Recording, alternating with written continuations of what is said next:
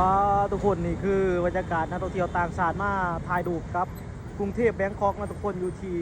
สี่แยกปทุมวันนั่นเองเลยตรงสกายวอล์กเลยทุกคนโอ้โห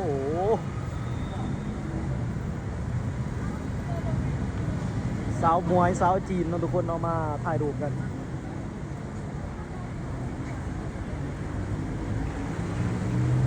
เป็นการโปรโมทเมืองไทยไปในตัวเลยเนาะทุกคนเนาะจะมีทุ่งสาไทยแบบนี้เลย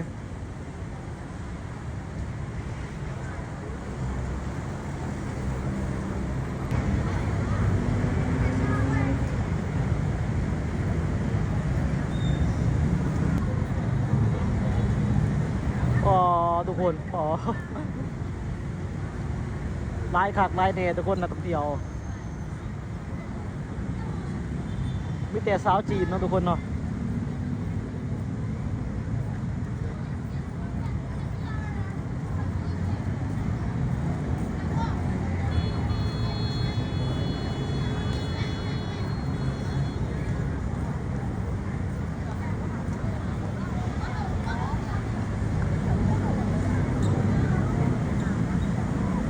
มีแต่นักท่องเที่ยวชาวจีนเนาะทุกคนมา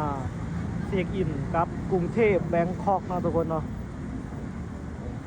ไม่ได้นักท่องเที่ยวชาวจีนเลยเนี่ย